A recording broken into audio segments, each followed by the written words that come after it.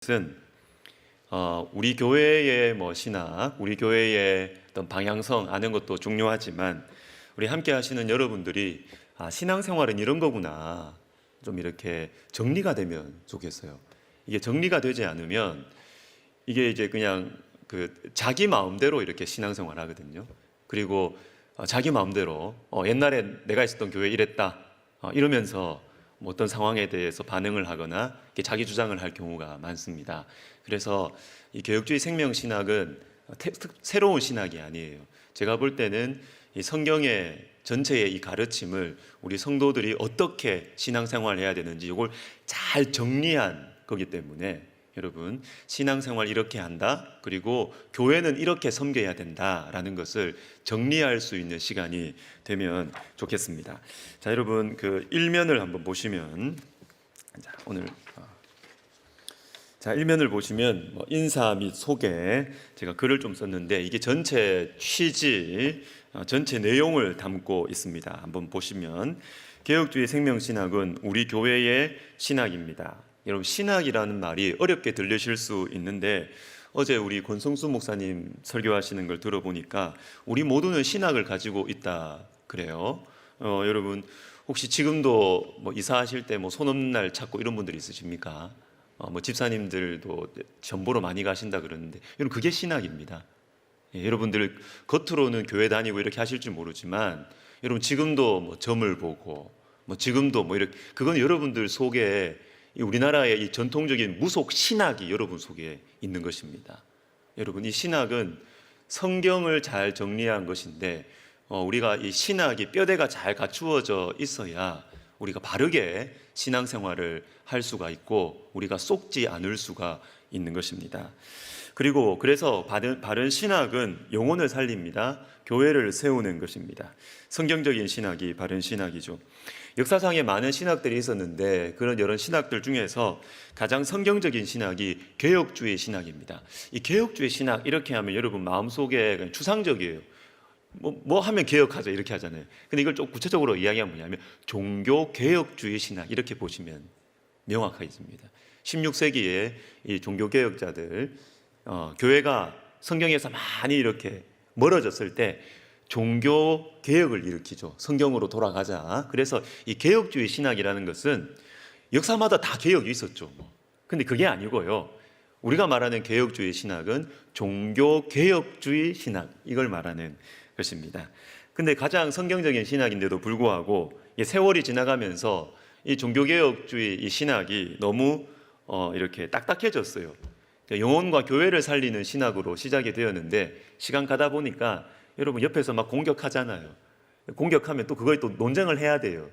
이렇게 하다 보면은 자연스럽게 처음에는 영적인 부흥운동으로 시작된 종교개혁이 세월이 지나가면서 논쟁하고 또 이단들 이렇게 다스리고 이렇게 하다 보니까 너무 이렇게 딱딱해지는 학문화되는 그런 방향으로 흘러가게 된 것입니다.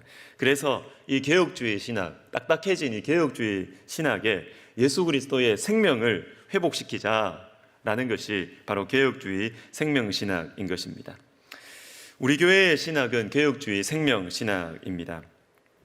그래서 우리 개혁주의 생명신학과 이 우리 교회라는 이 교재는 제가 정리한 것일 뿐이고 이건 어려운 신학 이야기가 아닙니다. 영혼과 교회를 살리기 위해서 존재하는 우리 교회의 이야기죠.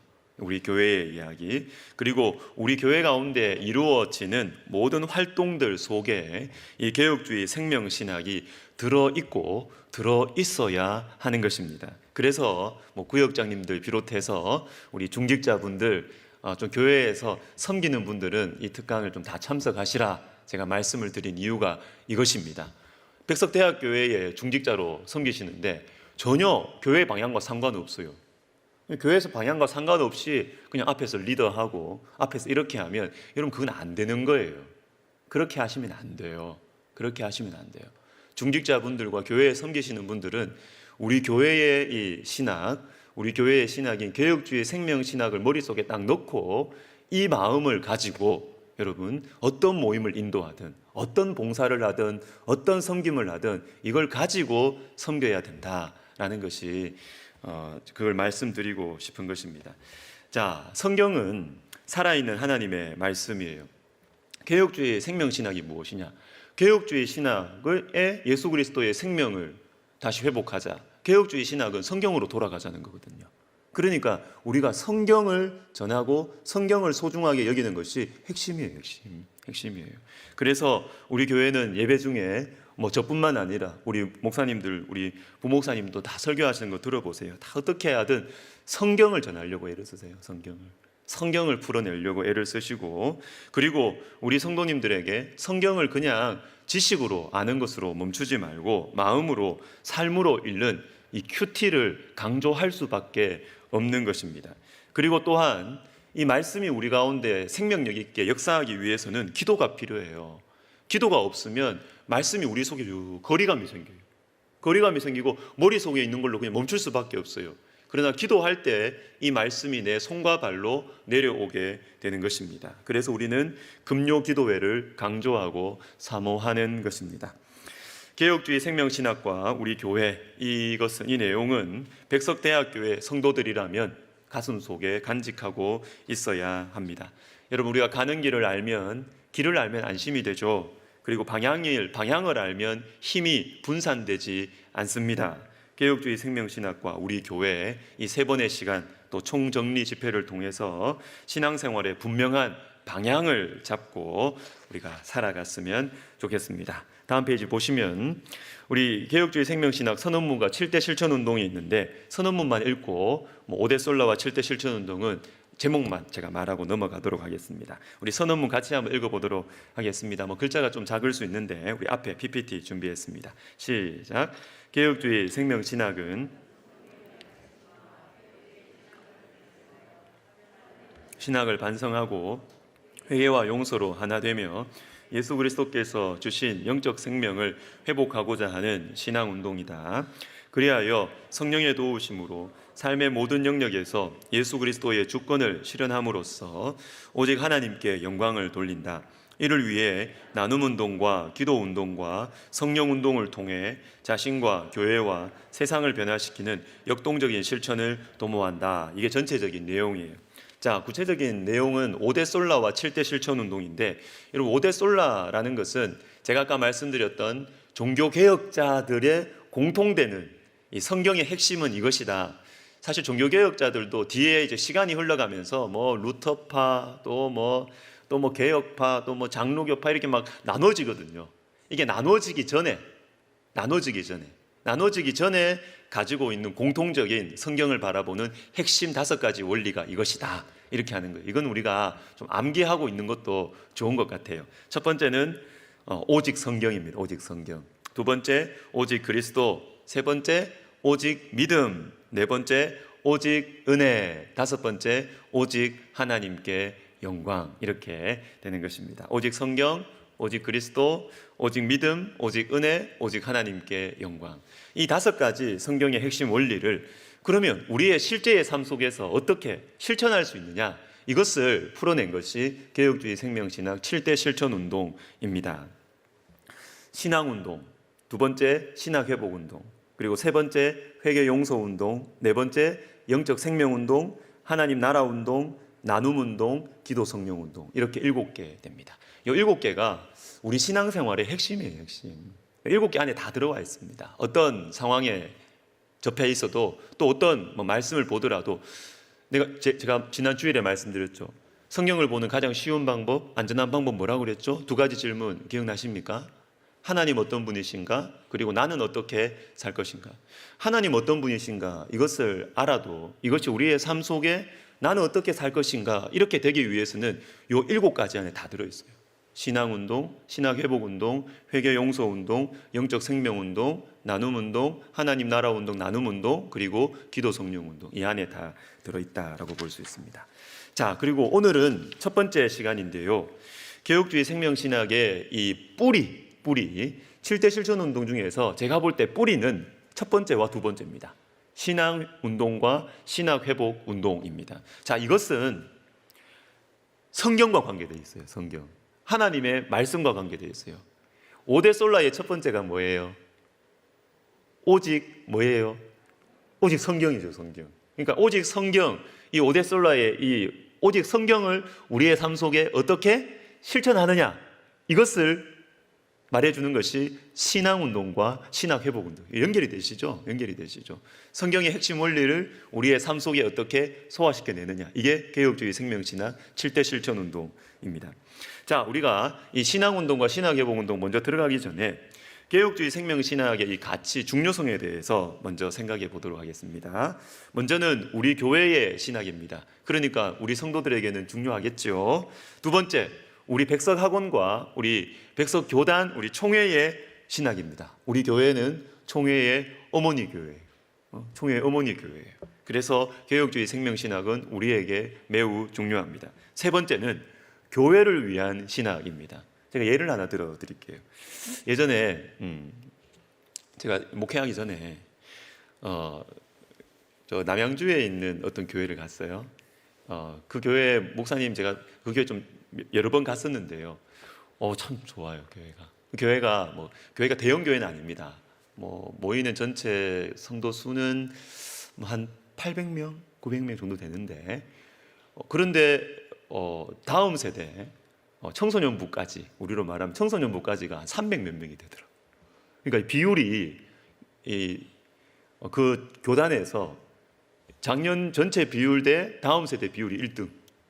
1등이 전체 800몇 명인데 아이들까지가 300몇 명이. 다음 세대 사역 정말 잘하더라고요. 근데 이 목사님하고 이렇게 이야기하다가 이분이 이렇게 사역을 잘하시고 또 이렇게 목회 잘하시니까 그 교단에서 이 교단의 신학교 커리큘럼을 바꾸는 위원으로 이분한테 맡긴 거예요.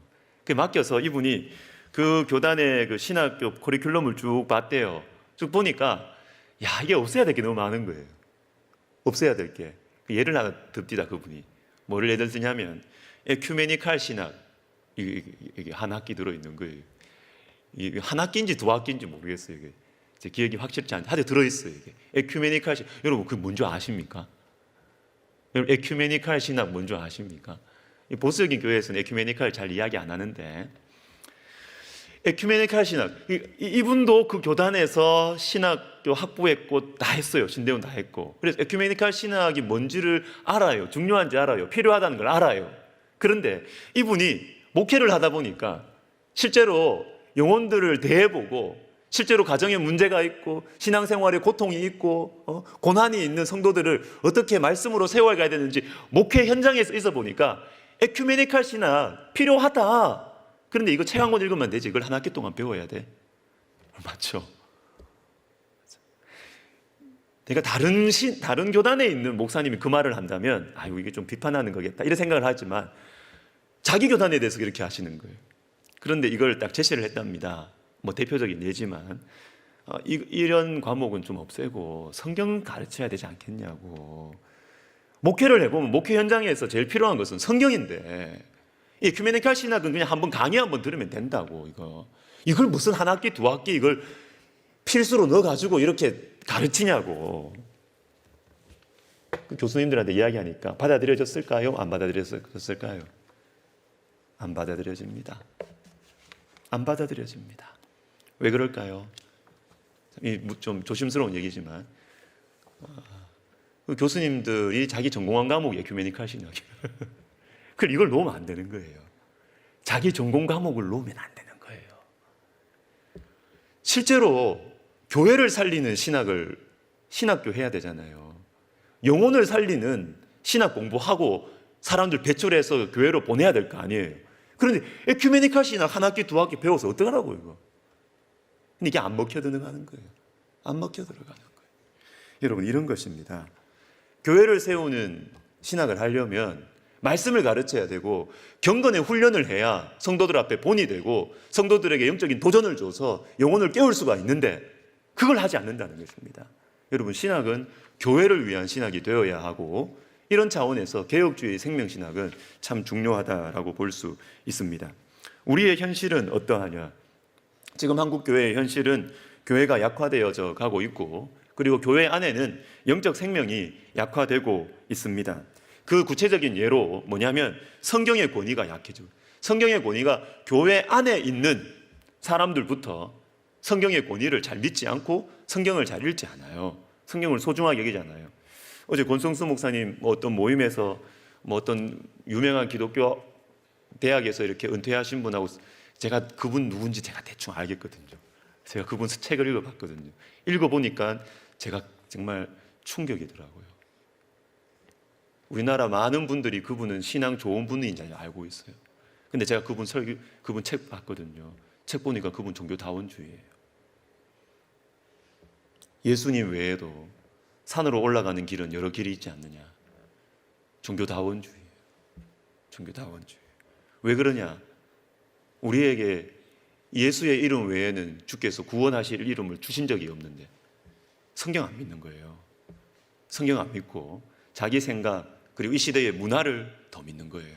그러니까 여러분, 성경의 권위를 믿지 않으면 교회는 죽습니다. 똑똑하게 보일 줄은 모르지만 여러분, 그래서 위험한 것이 뭐냐면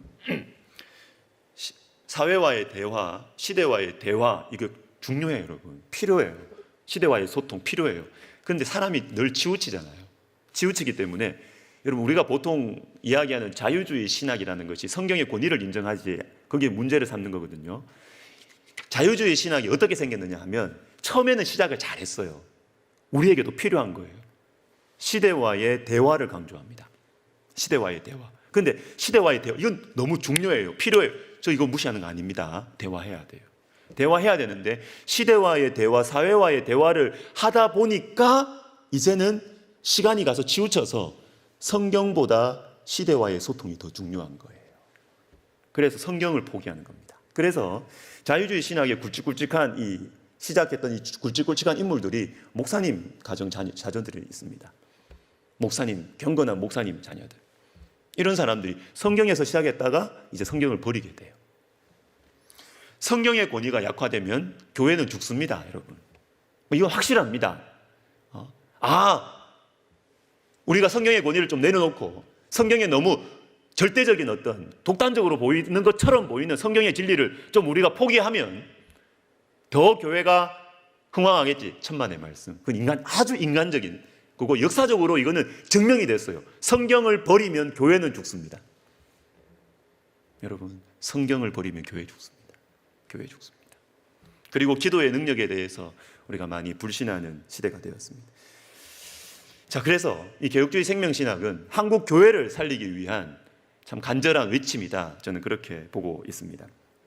그래서 우리 교회의 핵심 가치, 개혁주의 생명신학의 목적이 무엇이냐 하면 제가 앞으로 자주 이야기할 예수 생명, 예수 생활입니다. 우리로 하여금, 여러분들로 하여금, 우리 교회로 하여금 예수 생명을 누리고 예수 생명이 우리의 실제의 삶 속으로 실천되어지는 것, 그것을 바라고. 그래서 여러분, 우리의 신앙이 실체가 있는 신앙이에요. 제가 계속 강조하죠. 실체가 있는 신앙이란다. 내 교회 생활 오래 했다. 근데 우리 부모님들 신앙생활 잘한다. 죄송합니다. 웃자라고요. 제가 신학생들한테 이런 표현을 잘, 웃자라고. 웃자라고. 내가 장로다, 목사다, 권사다, 집사다. 웃자라고요. 웃자라고. 내가 지금 예수님의 생명을, 내가 완벽하지 않지만 내가 예수님을 의지하고 신앙생활을 하고 있는가? 내가 기도를 얼만큼 하고 있는가? 예수님 믿으면 예수님한테 시간 내드려야 되는 거 아니에요? 예수님의 뜻을 알아야 되는 거 아니에요? 내가 성경을 얼마나 소중하게 생각하고 읽고 묵상하고 있는가? 그게 열매예요. 그게 내 실제 지금 신앙의 현 주소예요. 그래서 실체가 있는 신앙, 이름만 있는 신앙이 아니고 실체가 있는 신앙생활을 하시면 좋겠다. 그게 목적이에요. 그래서 교회 생활이 그냥 문화생활, 교양생활, 신앙생활 오래 하신 분들이 그렇죠. 교회를 떠날 수는 없어요. 교회는 너무 익숙해요. 왜? 물고기가 물 안에 있는 것처럼 나는 교회에서 자라왔거든요. 그리고 교회 생활은 너무 익숙해요. 그러나 주님은 멀리 있어요. 실제로는. 주님은 멀리 있어요. 그래서 우리 백석대학교회는 참 이런 어떤 우리의 만약에 모습이 우리 가운데 누구에게든 있잖아요. 저도 가끔 그럴 때가 있어요. 이걸 서로 깨워주고 격려해주고 권면해주면서 위로해주면서 예수 생명, 예수 생활의 신앙생활을 하기를 바라는 마음이 우리 가운데 있는 것입니다. 자, 첫 번째 우리 7대 실천 운동 중에서 신앙 운동을 보겠습니다. 신앙 운동 정의를 우리 한번 같이 보도록 하겠습니다. 신앙생활 정의입니다. 시작. 개혁주의 생명신학은 성경이 표주님을 믿고 개혁주의 신학을 계승하려는 신앙 운동이다. 이렇게 되어 있습니다.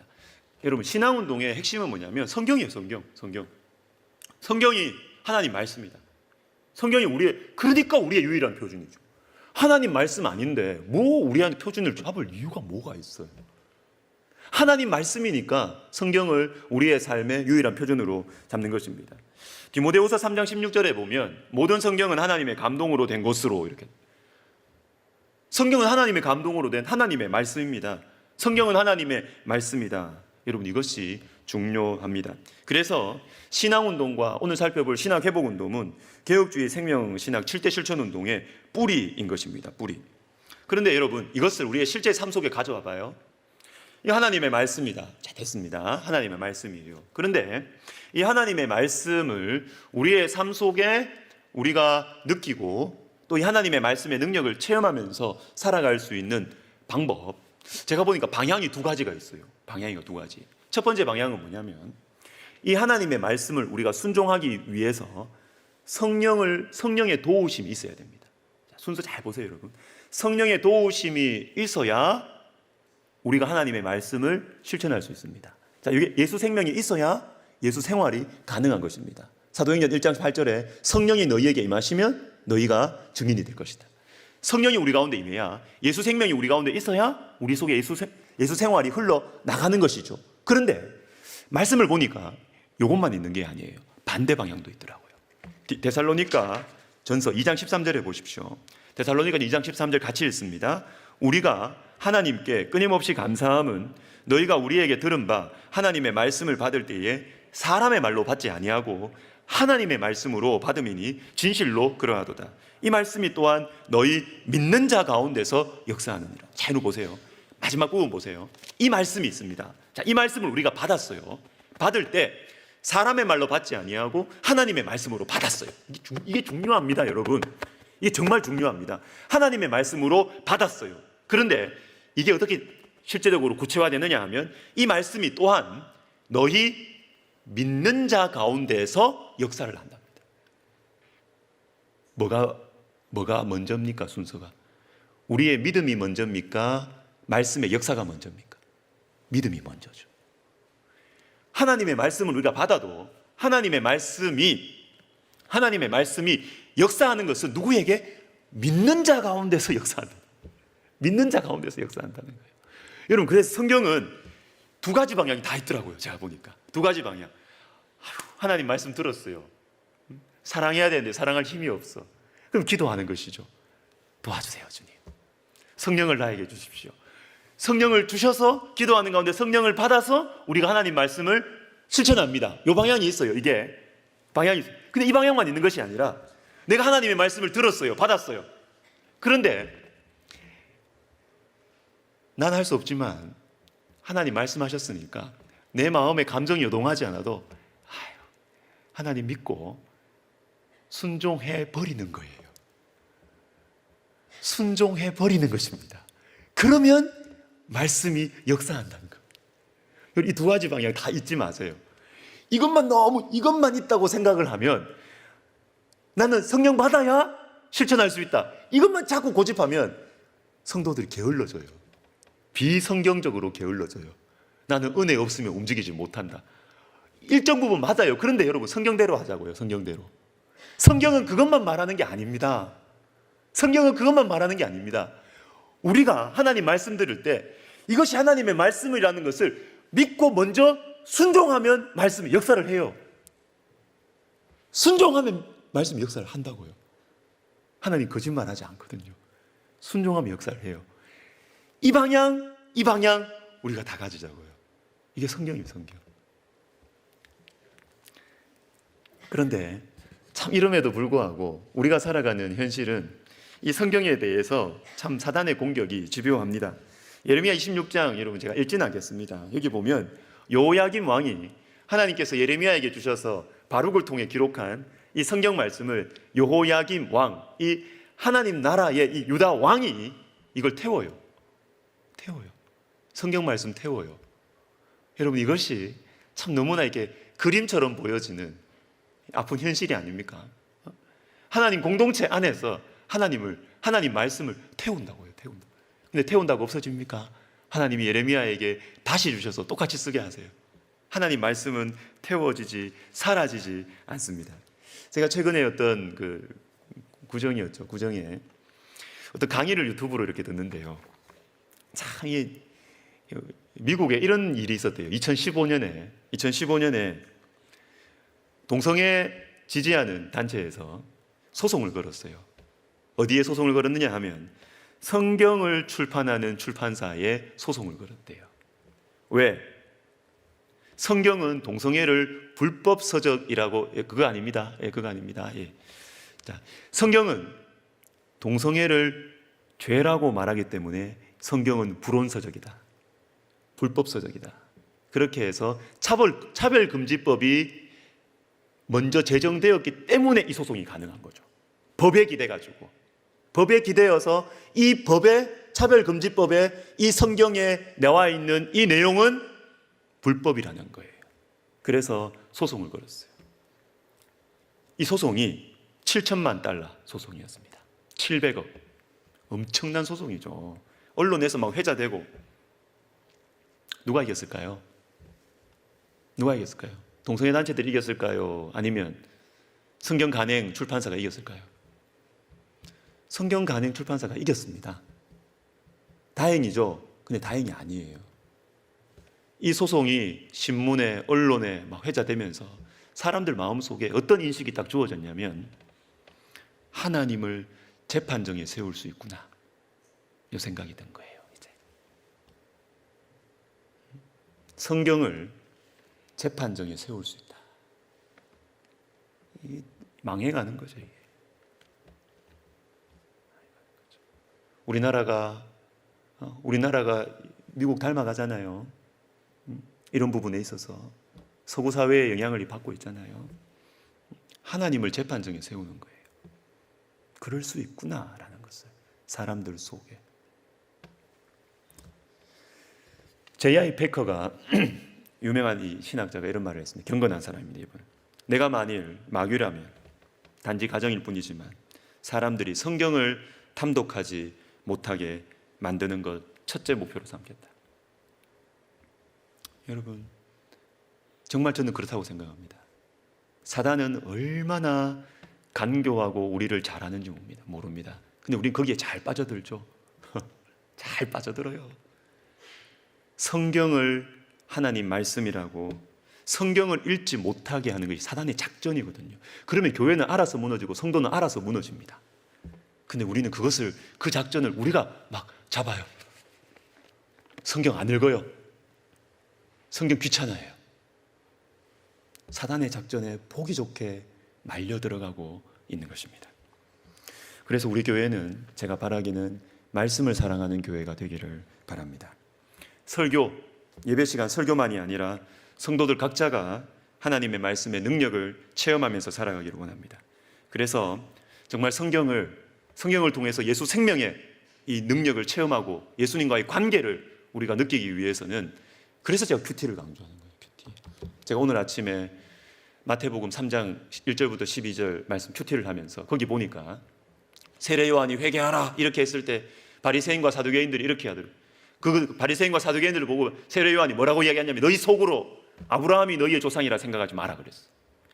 제가 그 말씀을 이렇게 딱 읽으면서 그래, 겉으로만 신앙생활하고 겉으로만 바리새인 사두개인 하는 이런 사람들, 저는 거기에서 멈출 수가 없어요. 큐티는 그렇게 하는 게 아니거든요.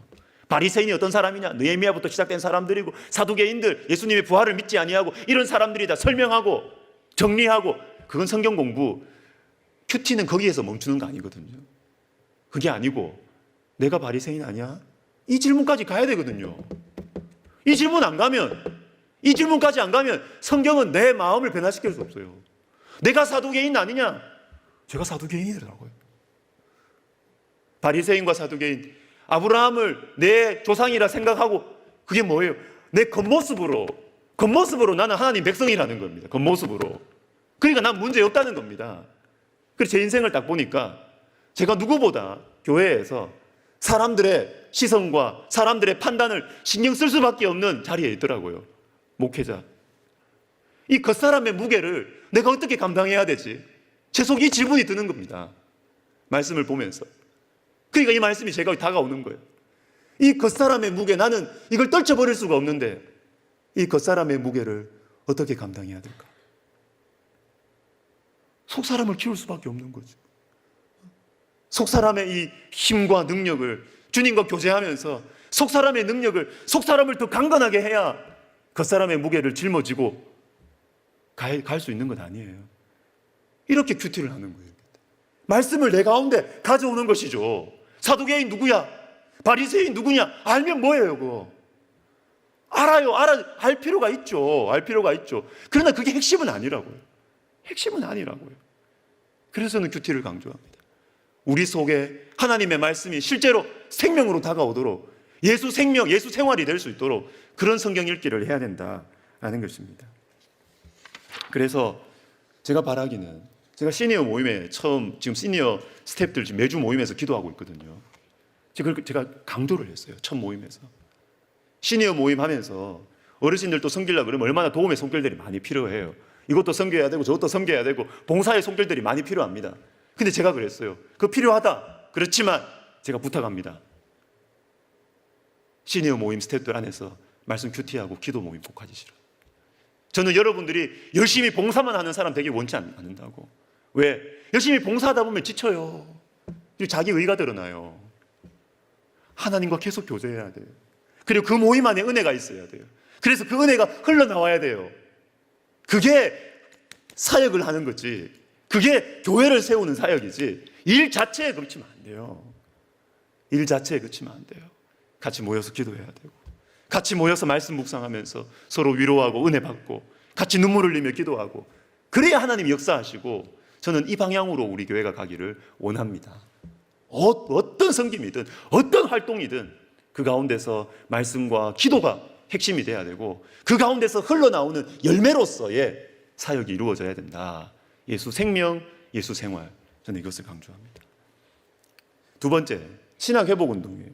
신학회복운동, 이건 좀 더 구체화된 부분이긴 하지만 여러분 한번 들어보세요. 우리 정의를 먼저 한번 읽어보도록 하겠습니다. 시작. 개혁주의 생명신학은 반성하고 하나님과 그의 말씀으로 돌아가고, 신학은 학문이 아님을 강조하여 그 본래적인 의미를 회복하자 하는 신학회복 운동이다. 아멘.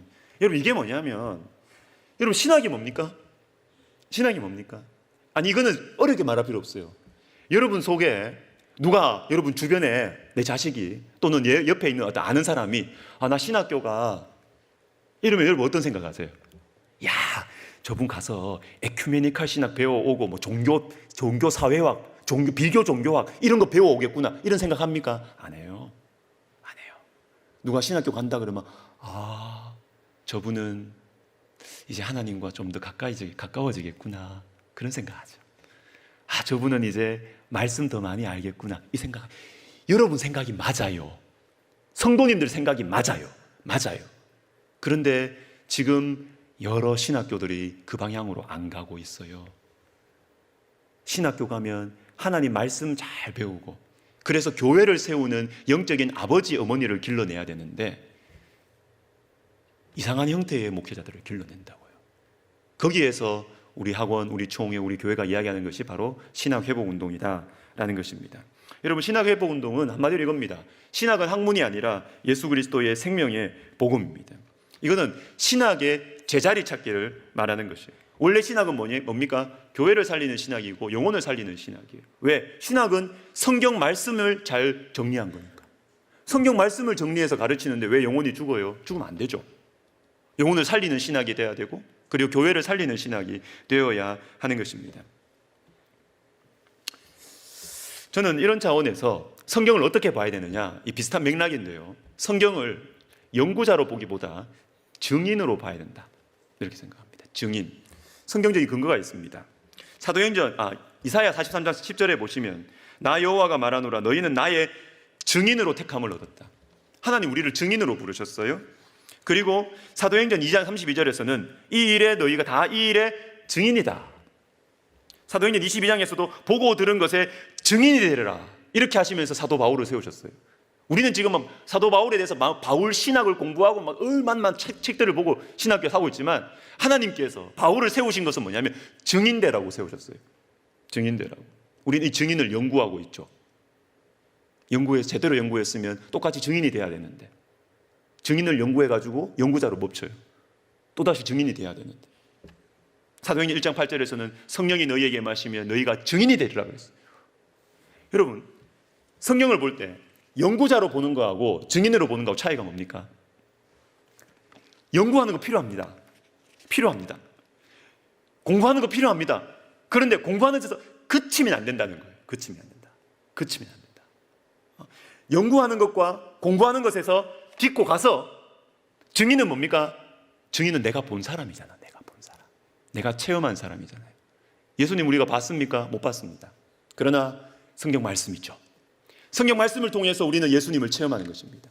예수 생명을 체험하는 것입니다. 그래서 체험한 나의 말씀을 하나님 나에게 주신 연구와 묵상과 고민을 통해서 기도를 통해서 이 말씀을 체험해서 이 체험한 말씀을 내 삶 속에 적용하고 이것을 가르치는 것이죠. 이게 신학교가 되어야 된다. 이게 바로 신학 회복 운동이다라는 것입니다. 그래서 제가 최근에 제 마음속에 들은 마음이 있어서 그래요. 우리 설립자 목사님의 말씀 사역을 위해서 좀 기도를 해야 되겠다 이런 생각이 들었어요. 몇 주 전부터 제가 그 기도 제목 내죠. 왜 그러냐면 신학은 학문이 아니다. 예수 그리스도의 생명이다. 요 메시지를 할 수 있는 분이 여러 측면에서 할 수 있는 분이 제가 볼 때는 우리 한국교회에서 설립자 목사님밖에 없어요.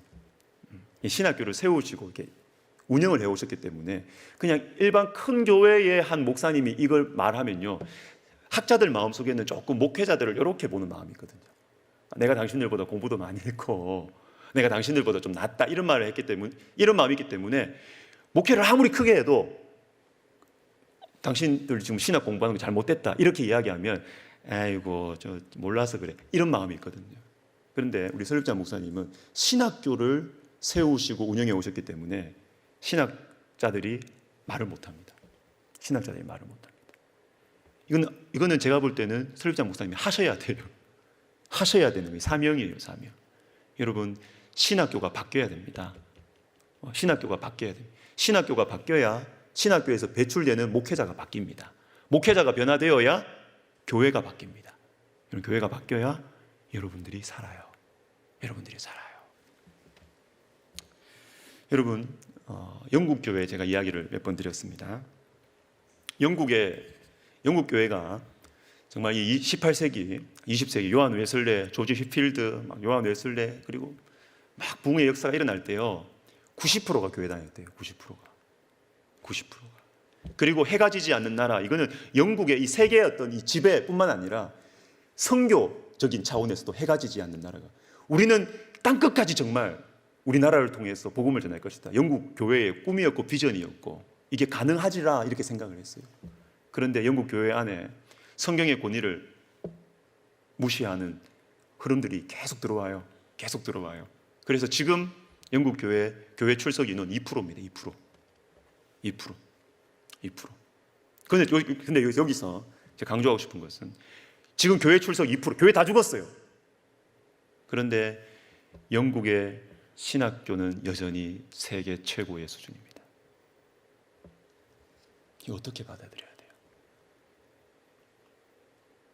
신학의 수준은 여전히 세계 최고 수준입니다. 영국으로 막 유학 갑니다. 근데 교회 다 죽었는데.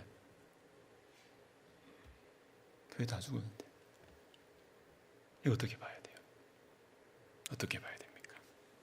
물론 영국 교회 안에서 정말 이 안타까움을 가지고 성경의 권위를 세우기 위해서 정말 외로운 싸움을 하는 귀한 신학자분들 계십니다. 정말 귀한 분들 계세요. 우리는 이 전체를 밟으면 안 되잖아요. 우리 한국교회는 그런 밟으면 안 되잖아요. 그리고 우리 교회가 해야 되는 역할이 있습니다. 여러분, 제가 최근에 오스 기니스라는 분의 이 책을 제가 좀 연결해서 좀 읽고 있는데, 오스기니스라는 분의 이 선지자적 반시대성이라는 요 책에 보니까 이런 이야기를 합니다. 이분이 지금 세계적으로 부흥이 일어나고 있는 아시아, 아프리카, 라틴 아메리카 교회에 폭발적인 성장이 일어나는데, 그런데 이걸 조금은 이분이 걱정을 하면서 뭐라고 이야기하냐면, 이 아시아, 아프리카, 라틴 아메리카는 아직까지 유럽의 교회들을 초토화시킨 현대성의 격렬한 시련을 아직 겪지 않았다. 여러분 뭡니까? 박해가 일어나면 교회는 불이 붙습니다. 가난하면 교회는 불이 붙습니다.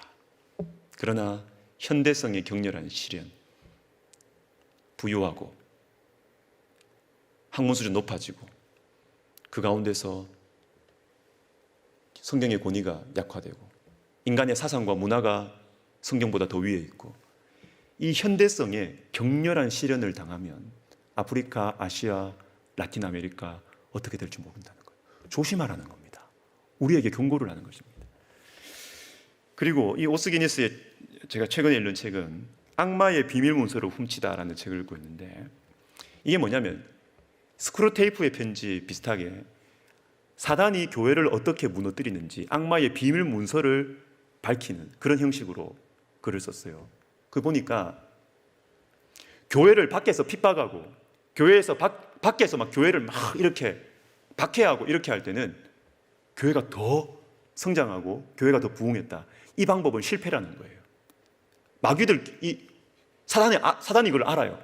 그래서 지금 쓰고 있는 방법이 뭐냐면 재무덤 파기 작전. 재무덤 파기 작전을 사단이 지금 교회에 쓰고 있고, 교회가 여기에 잘 부응하고 있다는 거예요. 뭡니까? 교회 스스로 자기를 무너뜨리고 있다는 거예요.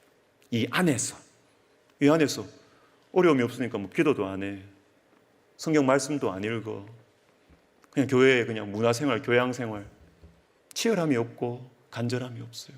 믿음도 없어요. 재무덤 파기 작전. 가만히 내버려 두면 교회는 스스로 망할 것이다. 이게 사단의 작전이라고 우리에게 경고하고 있습니다. 여러분, 긴장하고 우리가 한국 교회를 위해서 기도해야 합니다. 특별히 우리 교회는 목사님들 많으실 뿐만 아니라 신학생들도 많습니다. 최근에도 그래요. 어떤 분이 우리 교회에 사역하시다가, 우리 신대원 출신이에요. 사역하시다가 참 힘들어졌어요. 코로나 때문에. 제가 그 가까이서 봤어요. 코로나 때문에 교회가 10,000개 정도 없어졌다는 거 아시죠? 우리나라에 10,000개 정도 교회가 없어졌습니다. 특별히 개척교회, 상가교회 유지가 안 되는 거예요. 그래서 우리 교회 오신 분이 있습니다. 개척교회 하다가 오신 분이 있어요.